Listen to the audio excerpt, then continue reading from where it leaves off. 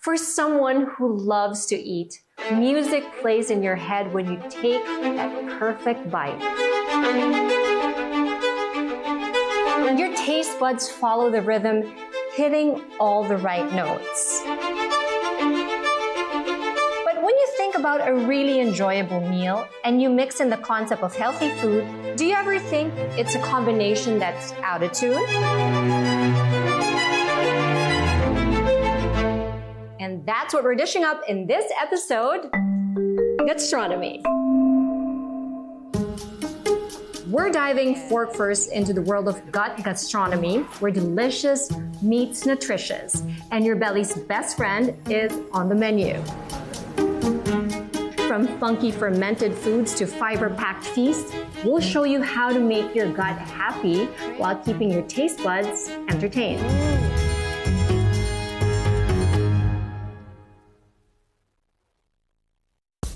But first, let me tell you about the Lifestyle Lab.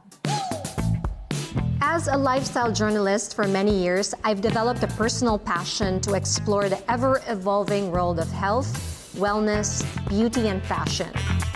What started as a curiosity to try and investigate new trends quickly evolved into our show concept. We wanted to create a space where we could dive into these topics not just by talking to experts, but experiencing the topics firsthand. Basically, I'm a guinea pig. The things I do for my job. Which gives my team an excuse to make me try to do daring stunts and honestly everything that sounds weird to them. The idea was to give viewers a behind-the-scenes look at how things work and if it's worth the hype. It's like our laboratory. It's the Lifestyle Lab.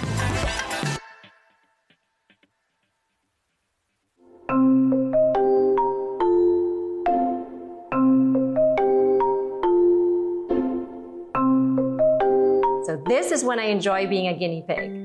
Bring back the music, bring in the food. I always imagined a chef, especially in open kitchens, as a maestro, orchestrating complex processes, aiming at that perfect outcome. Now, that's Chef Chele Gonzalez, the maestro in Gallery by Chele. The Spanish chef who celebrated his 10th year in the Philippines is credited for elevating the fine dining scene in the country. Today, fermentation plays an important role in his kitchen, offering both flavor complexity and cultural depth to the dishes at Gallery by Chele. So in this show kitchen, we have different fermentations. We wanted to go deep, not only what is the traditional cooking, but also understand, the process of many interactions with food. One of them is going to be fermentation. It was such a rare opportunity to have a private tasting session in his show kitchen. So here, when people arrive in the restaurant, the first thing that they have is a kombucha.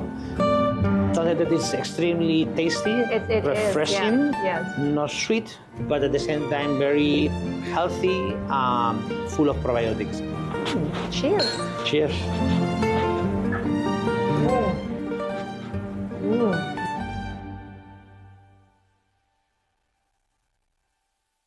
Welcome you to a brand new week. Let's embrace the day with enthusiasm. So let's make today amazing. We wanted to incorporate Filipino elements to basic clothing. So all the stones you see here are lab-grown.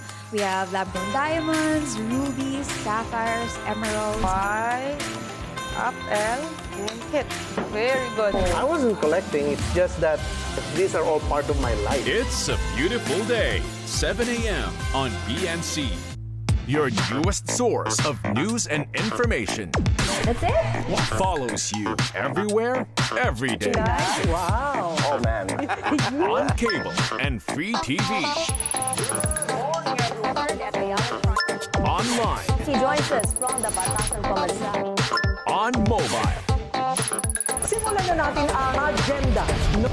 This is BNC, and we are everywhere. Over the past decade, Chef Chele has always been more than just food. It's about creating unique dining experiences. That's so cool. This year, we have been very happy to be able to show to the rest of the diners something that took 4 years in the making, that it was to bring the cacao as a traditional tropical fruit and not as a chocolate to the table. Normally, this goes to the garbage, okay? This is the cacao juice or the cacao mucilage, okay? Ooh. And this will have a lychee notes that is in a tropical fruit. Then this is the cacao sugar that is in a syrup form. And all different But this flavors. now you go from something very sweet to something very sour, like Filipino cuisine. Yes. So that is going to be a vinegar. Yep. Ooh. Intense. Fermentation, you give, Oh, yeah. right? Then he made me try and showed me how to make the cacao ceviche. Banana and oysters. Believe me or Oh, not. I've never done banana. I've never tried banana and oysters. Yes, but both have sweetness. Both are tropical. Well, in this case, at least. Interesting. Okay. And then we will have our ceviche or Filipino kinilaw, Gabriel Baichel style. But Delicious. so aromatic.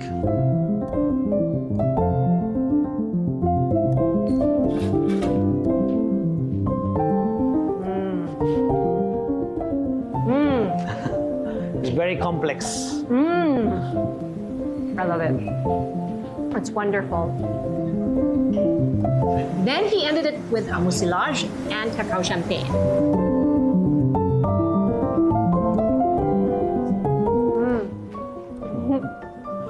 So it's gonna be crispy outside, and then as soon as you get to the sorbet, you're going to have refreshing notes. It's light and refreshing at the same time, not what you normally expect from chocolate. Yeah, usually it's heavy. I love it.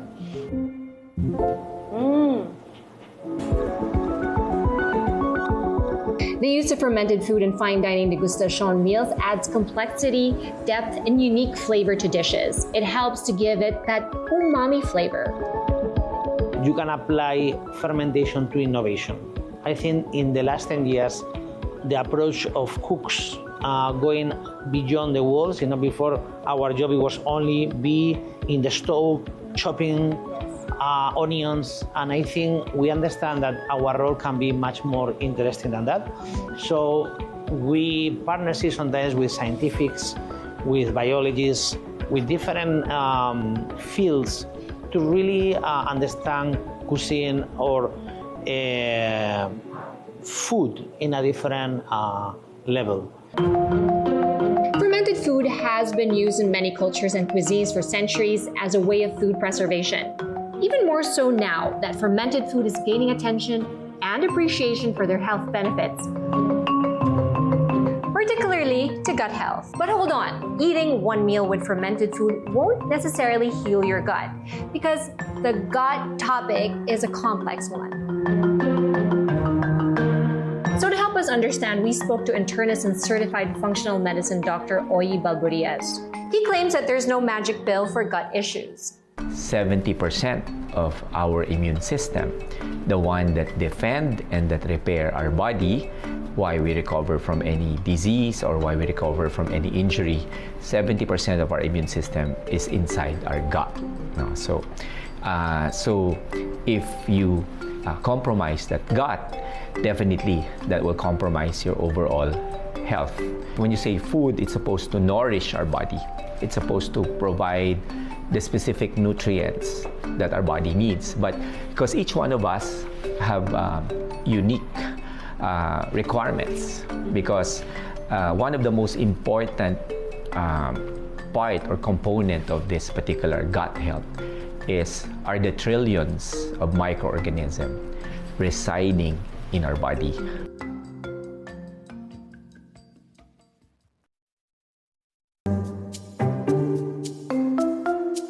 I know it's an acquired taste to eat fermented food, but I got used to it. There's actually more to it than taste, as proven by cultures all over the world. In Japan, they have natto. I brought one from the Japanese supermarket. This was suggested by Sestrelon, and I wanted to try it for the first time on camera. This is fermented soybeans. Ooh, it's sticky. That's intense. Oh, it's so sticky. Natto.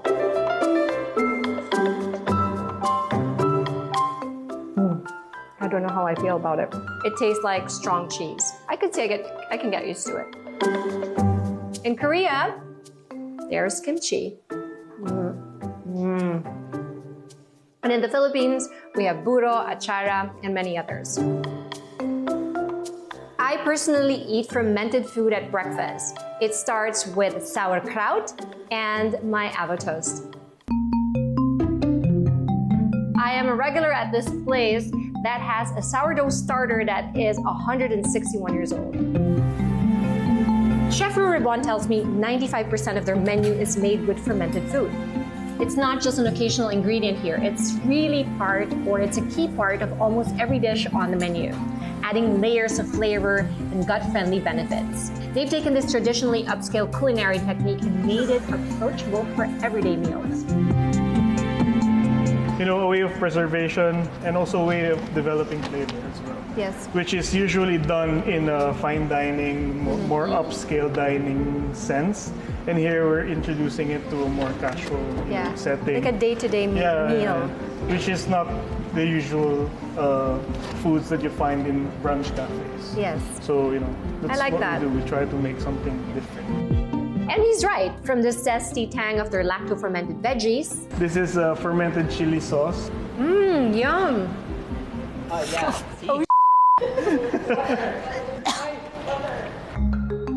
Cabbage, tomatoes.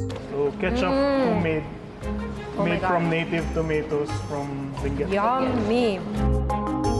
To their house-made miso. Made with all our leftover breads. And we use the protein from the bread. We introduce some mold into it in the form of aspergillus oryzae. Aspergillus Koji. Aspergillus oryzae. In our effort to understand further how fermented food affect us, we also talked to Robert Tan, a registered nutritionist dietitian. From a nutritionist perspective, natural is best because we really do not want sometimes those food additives and chemical components of the food might definitely affect your gut health and your overall health in the long run. The regular intake of fermented foods are proven to really improve the gut microflora, especially the amounts of good bacteria present in our gut. And I think those are, if we can see in the different advertisements on prebiotics and probiotic foods, those are also the same concept that we achieve when we are eating those or we are consuming those different dishes or meals that really contains those fermented foods as well.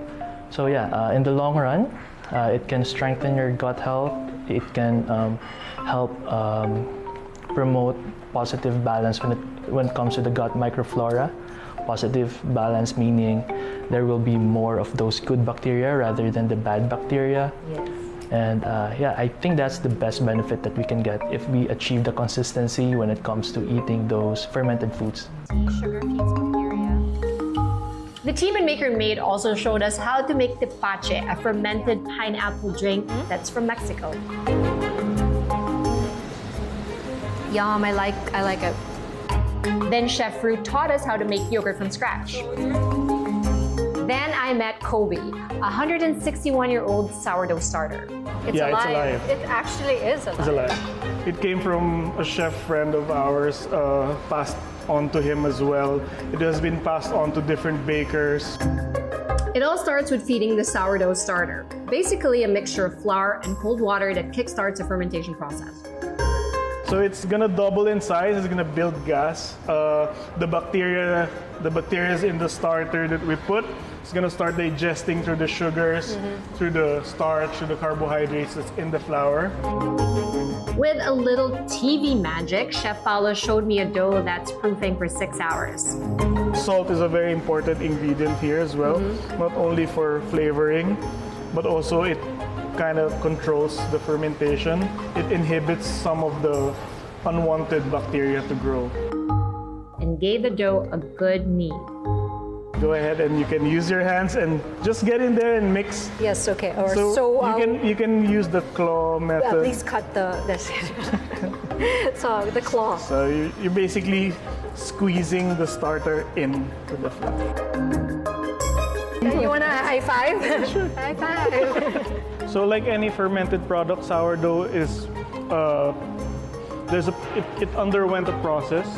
So a lot of starches, a lot of sugars and carbohydrates have been broken down. So it's more of helping with the digestion. It's kinder to the gut. Kinder to the gut. Kinder. Having all those nutritional benefits aside, it's just way tastier than the normal breads that you get. And you feel full longer. Yeah, actually. I do notice that as well. So now we're good. We're gonna come back to it every 30 minutes for the next 4 hours. And that's how much work goes into it. So that's bulk fermentation. So I'm just gonna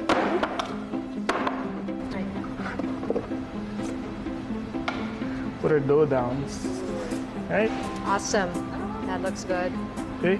So shaping is basically just building tension throughout the dough, so it gives you a more even shape of the bread, the final bread. Great. Transfer to the hand. Fold back. There you go. It's the anyway.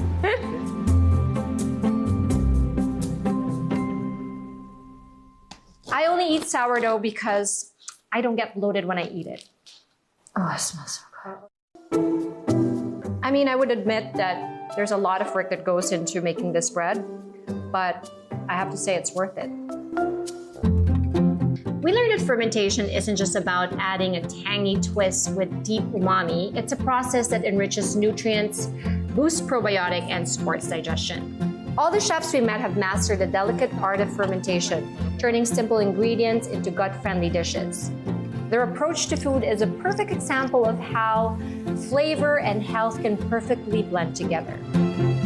The thing that I follow about nutrition is that it has to have diversity of sources, variety of sources, as well as nutrient density and the colors of the food.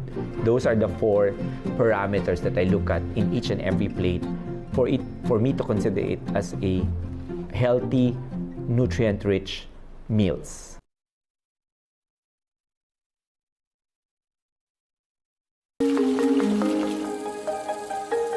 Speaking of embracing variety, this is now time for us to go to our raw food retreat at the farm in San Benito. So this is something that I didn't tell the team, but I had planned to do because ever since we started filming, these guys were ordering a lot of fast food. So I think I'm gonna try to inspire them to change that. Raw food has been offered in the farm for so long. All their programs include an introduction to raw food diet, focusing on fresh, unprocessed ingredients. It's one of their detox programs. This time, we're lucky enough to have a one-on-one session with the farm's executive chef, Chef Marie. Marie. Technically, we're not going to be cooking. Yes. Because this is raw food. Raw food. Having a raw food diet, actually, it's give you more energy. On the first day, they don't want, I said, I cannot, I feel dizzy, I have headache, I feel tired, because they stop giving the body what they're supposed to give every day. Yes. So it's a changes, but it's just for 1 to 2 days only. You're right, you want to bring it home with you, and that's why we're here. We're going to try to, teach other people how to do it on their own. But of course, very important thing to remember is you have to source Yes, you have vegetables. Your own fresh vegetables, organic, make it sure organic. Yes, and you have to know where you source it. Yes. Chef Marie taught us 2 recipes she usually teaches to the guests, recipes they can make at home. First, we made green juice. So we have the lettuce, you can use romaine or green ice, cucumber, celery, green apple. I'm using green apple, which is low glycemic, so it's good for especially the diabetic person. Pineapple, in the morning before you're having your breakfast. Yes. So it's like giving you a kick to start in the morning. Yes. It's give you a lot of energy the whole day. Okay, let's try. Guys, you must try. Really good. And after that juice, one is the fern cucumber salad.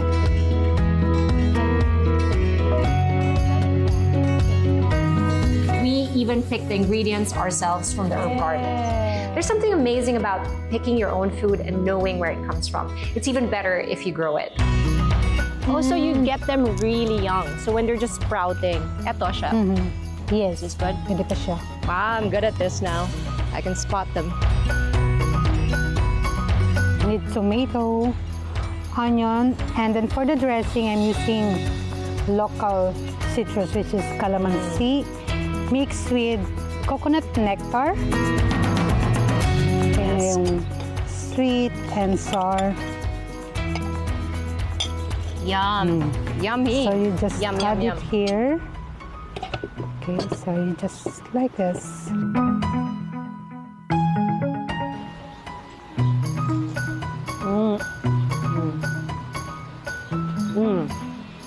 This is what I've planned all along. I had the team try it. Guys. Wait. I'll give shots. Ooh, look at that. Drink all your vitamins. Drink it. This is why we're diving into these gut-friendly adventures on the show, to show you guys just how fun and doable it can be to make healthier choices. Go ahead.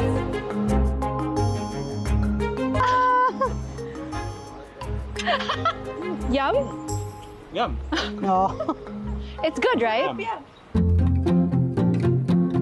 When it comes to food and its relation to the gut, we've only scratched the surface. This is only an appetizer in the vast world of gut health. As we've said before, this show aims to inform and maybe inspire you in your own gut health journey. And I'm so happy that everyone is so inspired to make healthier choices that even someone from our team, how much did you lose? 8 kilos. Woo! 8 kilos! Yeah!